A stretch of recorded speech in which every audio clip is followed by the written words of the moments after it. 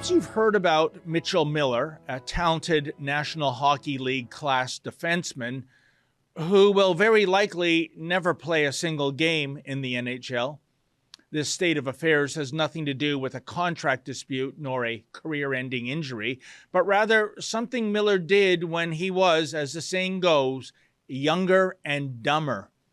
Now, if you're not a sports fan, don't fret, for the following is not a hockey commentary, nor a commentary on any professional sport for that matter.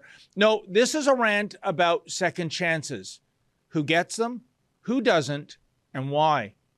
So back to the 20-year-old Miller. He was originally the property of the Arizona Coyotes, who drafted him in 2020. But Arizona took a pass on the 20-year-old when the club learned about his unsavory past. Miller was then acquired by the Boston Bruins, who signed Miller to an entry-level contract. However, NHL Commissioner Gary Bettman stepped in and declared that Miller is not eligible to play in the National Hockey League, thereby forcing Boston to rescind their contract with the defenseman earlier this month. So why is it that Miller seems to be so toxic? Well, it goes back some 6 years ago when he was still in high school. Miller pleaded guilty at age 14 to 1 count of assault and 1 count of violation of the Ohio Safe Schools Act. He and another teenager were accused of making another student, Isaiah Meyer Crothers, eat a candy push pop after wiping it in a bathroom urinal. Surveillance video showed them kicking and punching Meyer Crothers.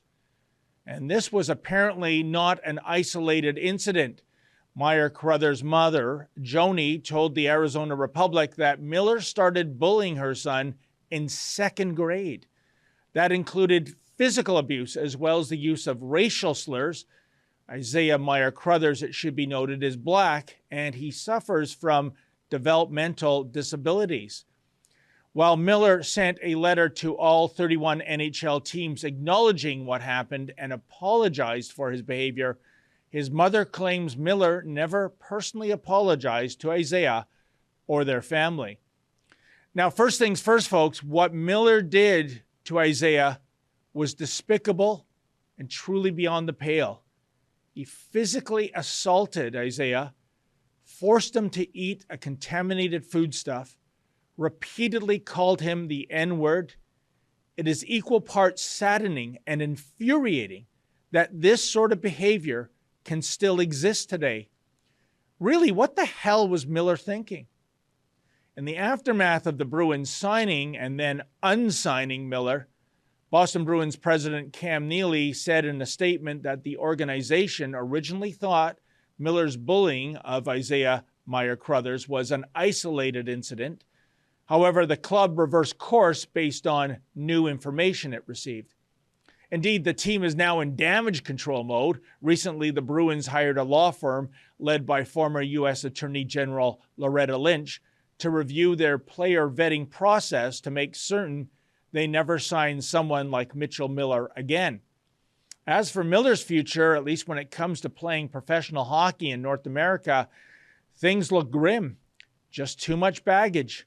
And while many observers in the mainstream media and elsewhere are downright giddy over what appears to be the permanent cancellation of Miller's professional hockey career, forgive me for saying that I do not subscribe to this cancel culture chorus.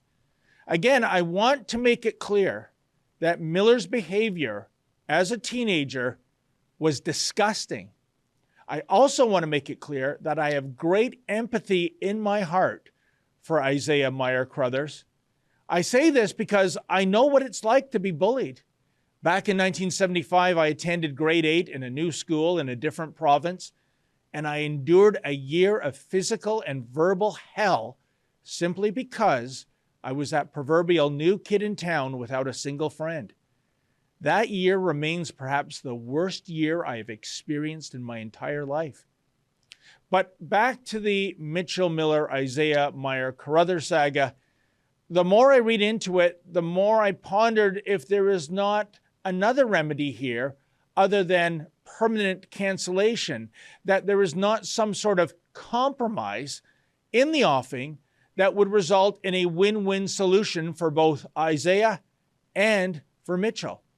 After all, even in the criminal justice system, second chances abound, even when it comes to the worst sin of all, namely someone intentionally taking the life of another.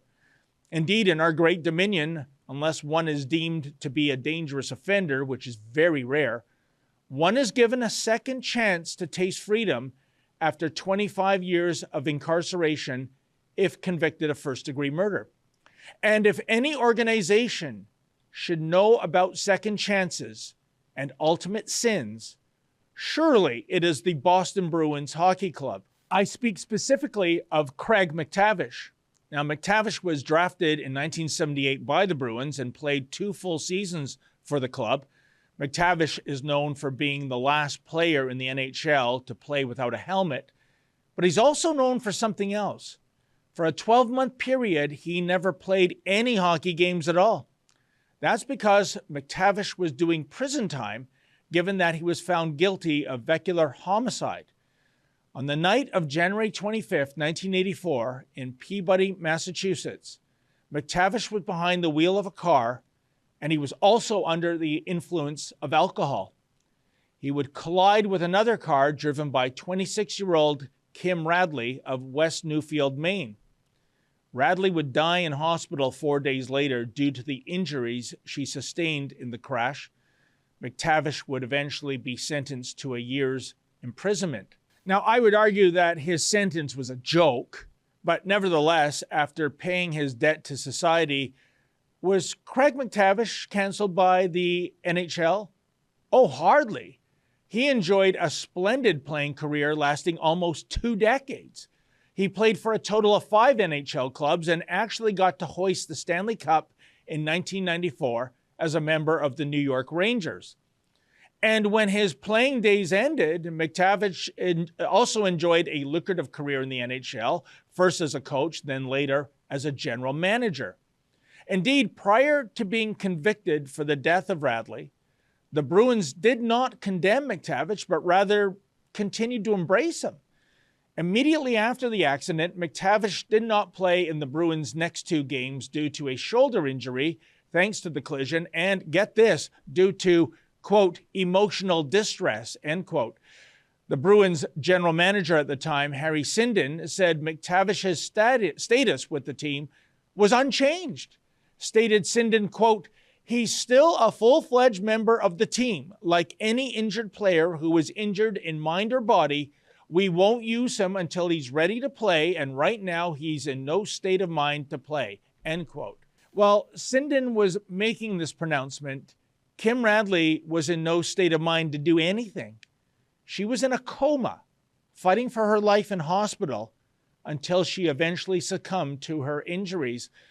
But the crux of the matter is this: Craig MacTavish paid his debt to society, if you can call a 1-year prison sentence a debt for taking a life, and then was given a second chance by both society and the National Hockey League. It should be noted that Kim Radley, mowed down in the prime of her life by the drunken MacTavish, never received a second chance. What you just saw was an excerpt from my nightly show, the Ezra Levant Show. Every weekday I do a monologue. Usually it's about half an hour. Then I interview an interesting guest, and then we read my hate mail or my fan mail, whichever is more fun. It's only available behind a paywall, though. That's how we pay our bills here at Rebel News. We don't take a dime from Justin Trudeau. But the good news is it's only $8 a month, about half the price of Netflix. And in addition to my nightly show, you also get weekly shows from 4 other friends here at Rebel News. So you're getting 36 shows a month just for $8. I think it's worth it.